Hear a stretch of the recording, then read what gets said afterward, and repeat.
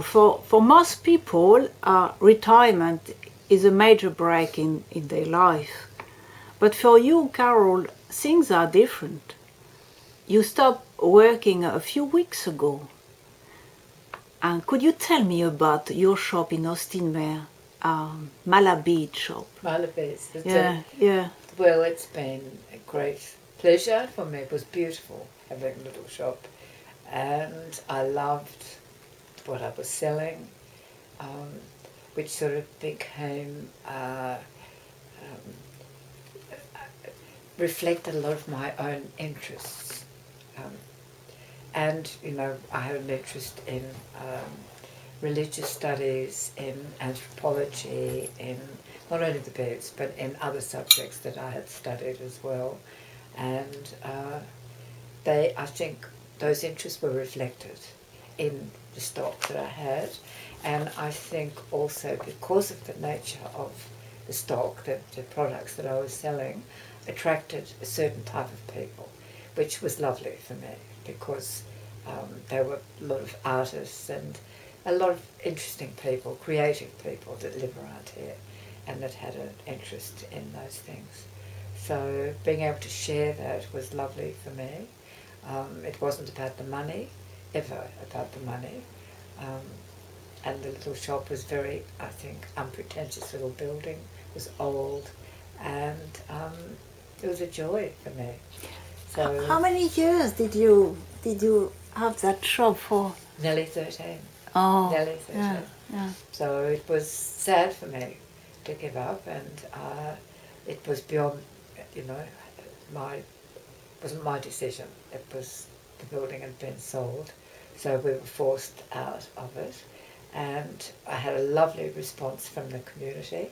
They were very upset, very sad that we were going, and I think we've become part of the whole society around here.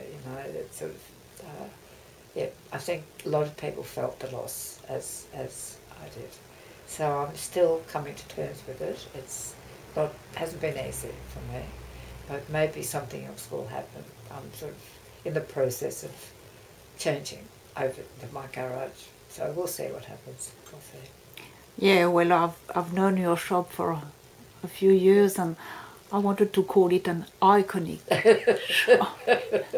Other people did, whether it was or not, I don't know, but it developed, it grew, and it also became a meeting place because a lot of, it was a women's space, so it was clearly very feminine, and a lot of women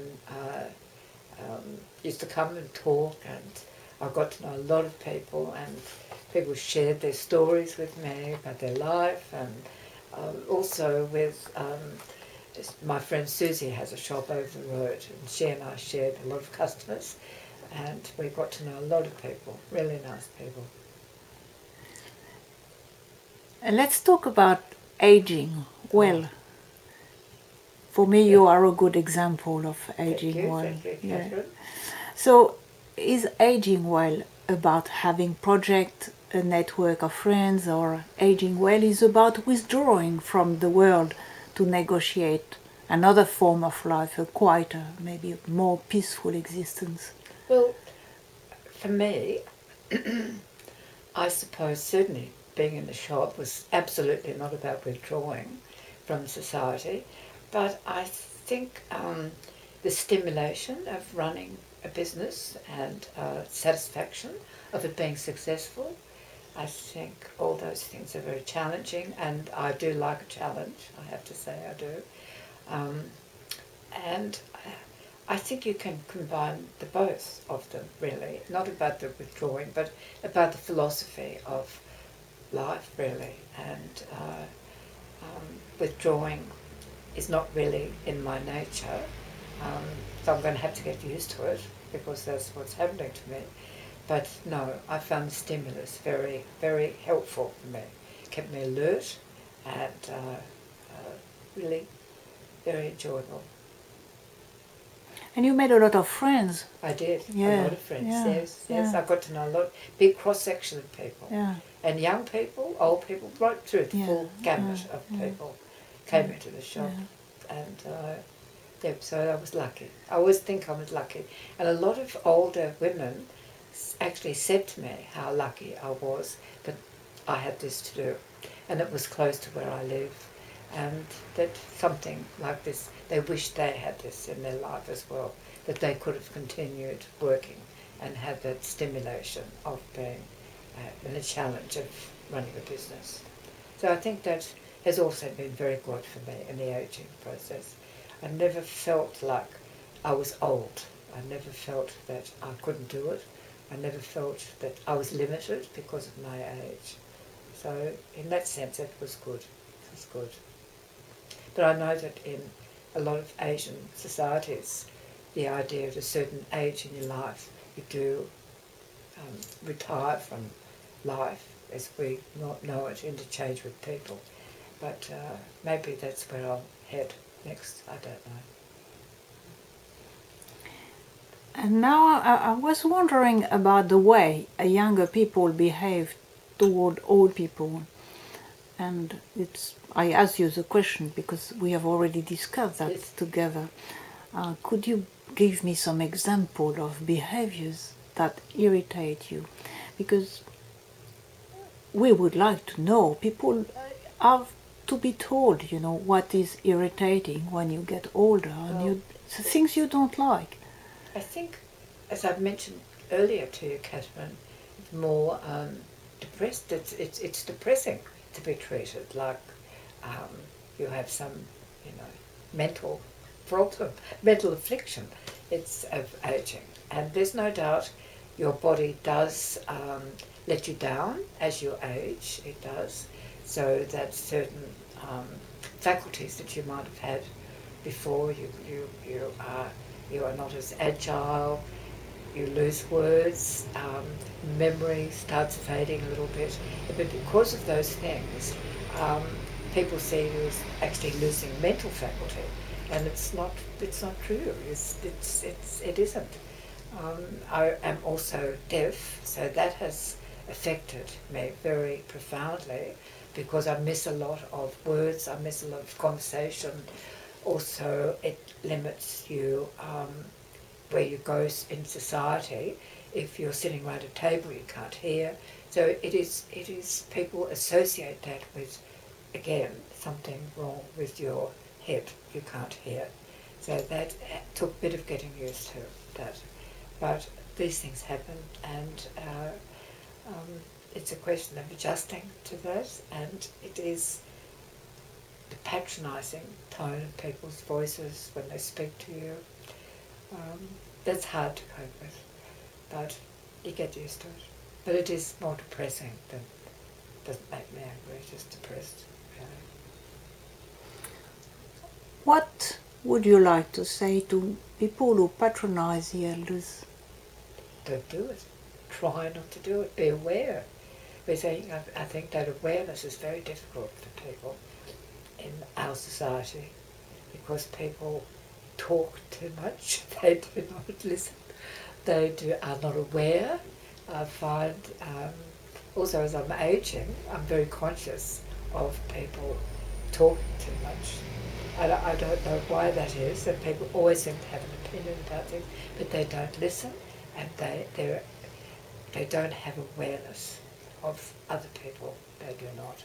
And they don't listen to their own voice, I think, half the time. And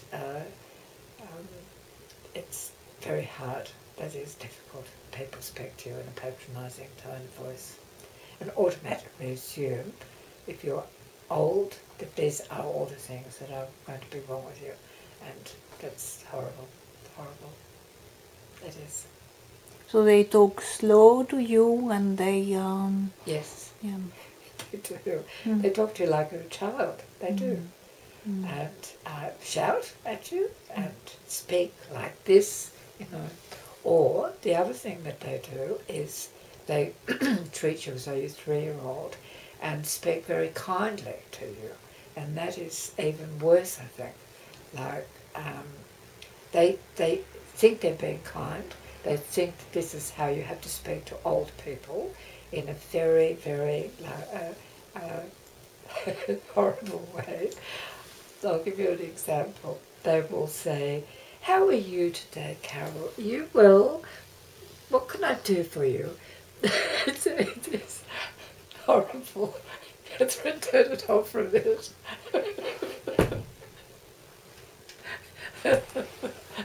That is an example of what they do. And I'm sure they mean well. I'm sure they think they're being kind. And it is something they've learnt to do. Or they learnt it in whatever class they went to, or their boss have said, be kind to people, especially the elderly. And it's horrible. Horrible. Trying to retain your dignity is difficult when that happens.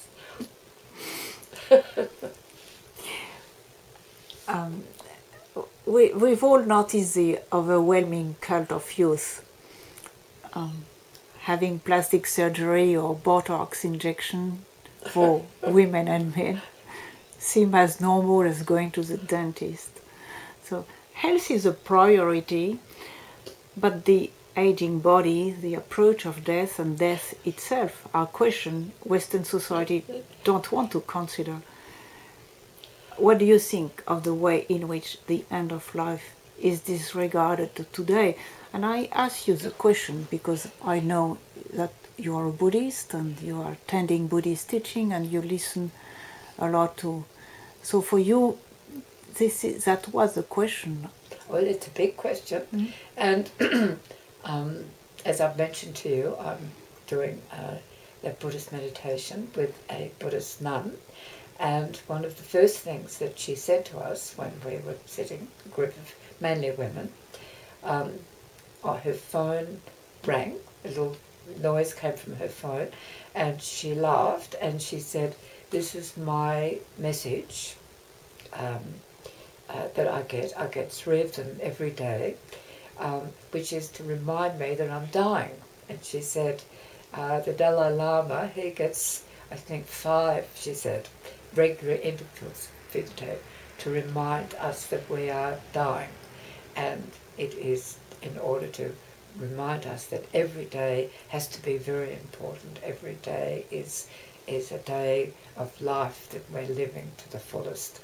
And there was a shock, really, amongst people. I had heard this before, so it didn't really shock me when she said it. And she was laughing, she was explaining to us, and she was using it as a way of talking about death. And she said, Buddhists talk about death, and it's not something to fear, it's something that we live with and whatever. And it was a lovely thing, I think.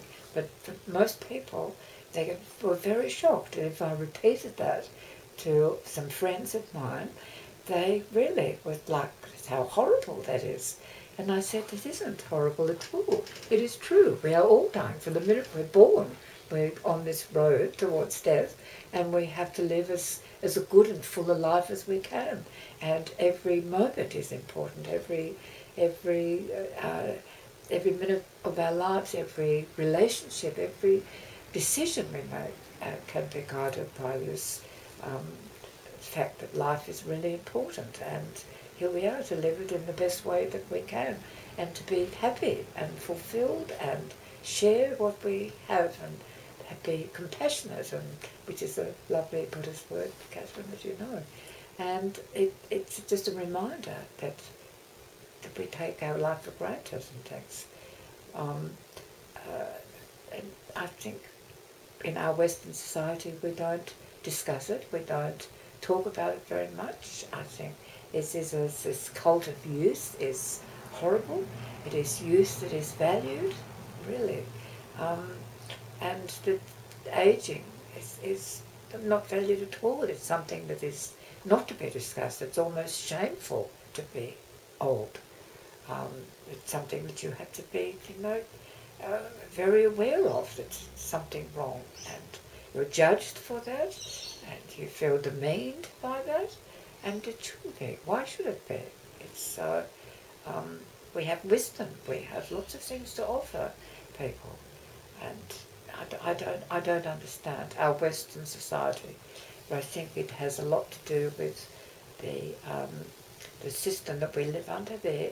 I can bring politics into this, because I think the whole thing is to sell us more things, and that young people, they're very mercenary, and they have to keep up with fashion and keep up with all the latest of everything, and there is terrible pressure to do that in our consumer society, and elderly people have no value in that. We're not really consumers, we are not. So, we lose value because we are not consumers. And I think that is the ugly aspect of our society that we live in. I guess you and I, we are old enough to have seen the way death was regarded even 30, 40 years ago, not long ago, and today. I come from a country town, and we respected a family grieving, we respected people when they were dying, there was a lot of care around people dying. And we were not afraid to enter a room to see a person of our own family who was dead on the bed. It was not frightening, it was part of life. And I was wondering, have you seen an evolution? Have you seen things changing in the course of your life? Have you seen that natural way to look at death like part of the life? And today, have you seen that change? Change in attitude?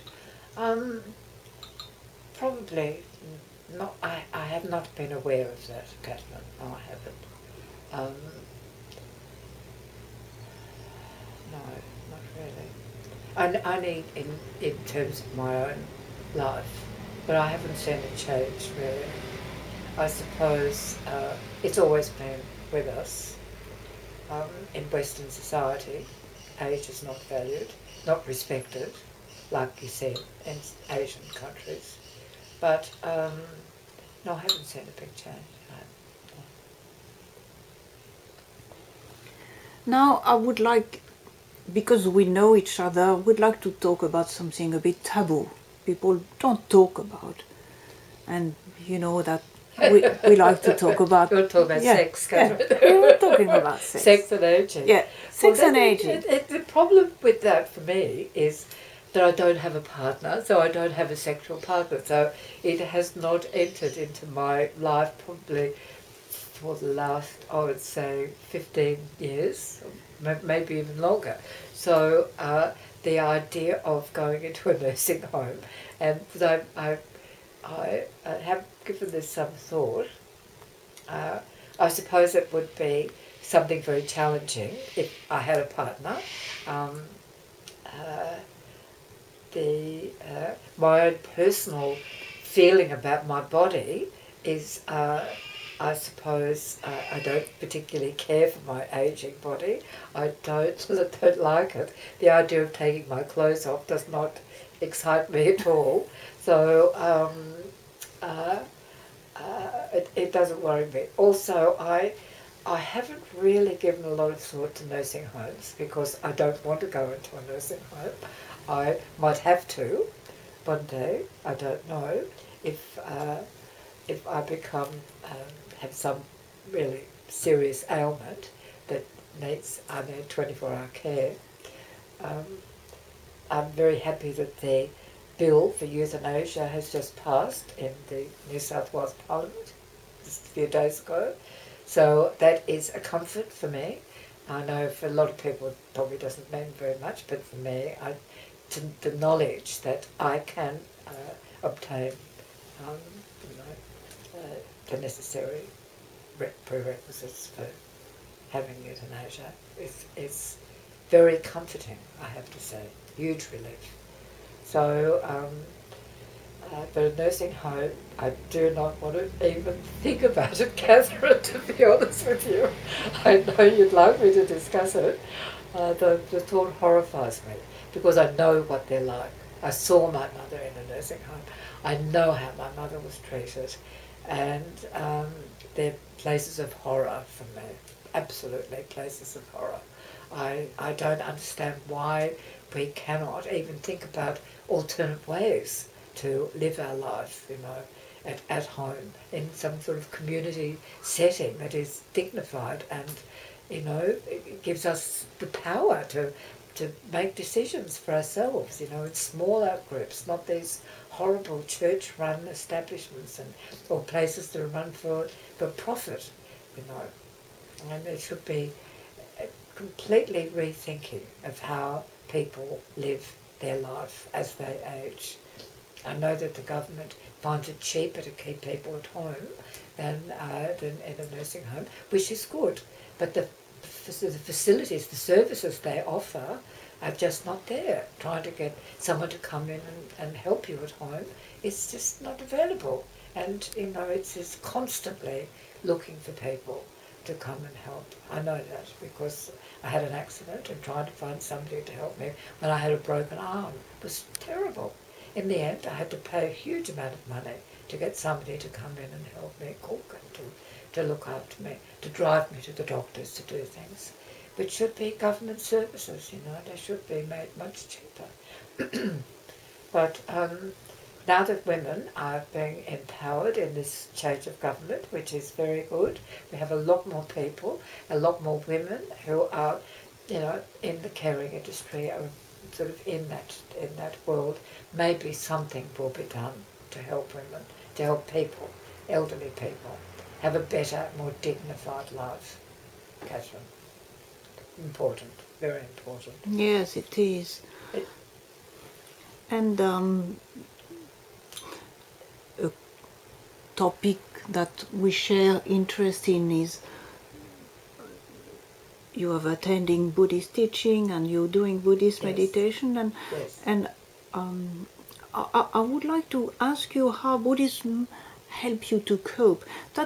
That's a major change in your life, not having the shop and having to be on your own. You were surrounded with a lot of people, and a lot of people love you. Yes. Let's be clear about it. A lot of people loved you dearly. And well, the Buddhism, I've always had an interest in Buddhism, and I think when I was studying at a university, the penny dropped on really what the meaning of it was, what enlightenment was, and the damage that the ego can do. You are not aware of how you are behaving and speaking and thinking, the way that your mind can change if you want to with awareness.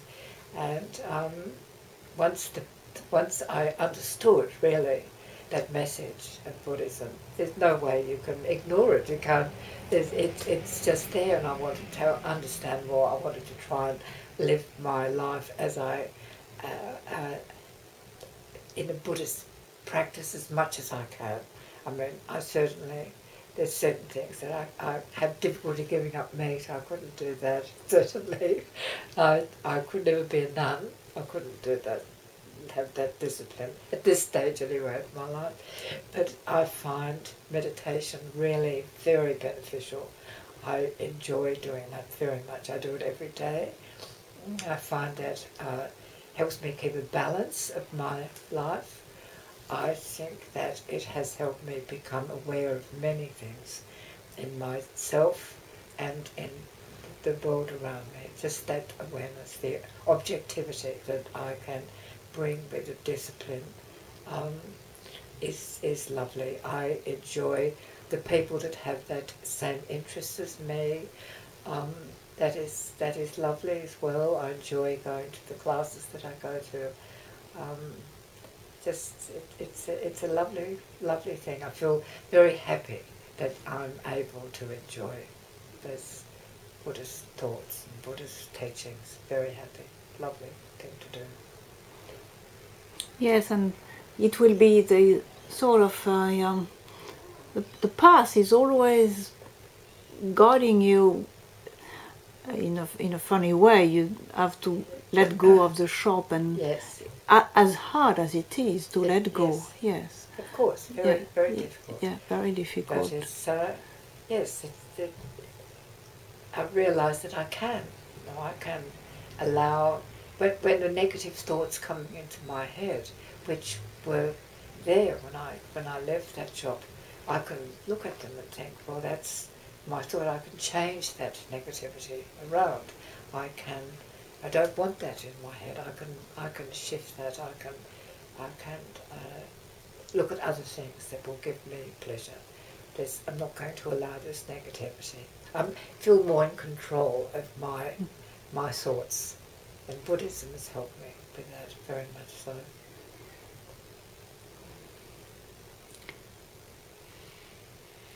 I think for me you're a perfect example of aging well Thank you, Catherine. and happiness, but not happiness in the way Western society understand it, by spending money, traveling, buying big houses and lots of cars, and you are accepting the limitations of your life as well is one of the things. Yeah, it is. yeah. But there are always limitations Yeah. on everything. Yeah. And appreciating what you have, Yeah. what Yeah. you know. And I think we live in a lovely part of the world, Catherine, as Yeah. well. Yeah. You and I both Yeah. share this love of the Yeah. environment around us, Yeah. and the sea, just here at the end of the street, and all those things. It's beautiful. Lucky. It is, yes. Well, thank you so much, Carol. Always a pleasure to talk with you. And you, Catherine, as well. Thank I'm lucky that I know you. Very lucky. Thank you.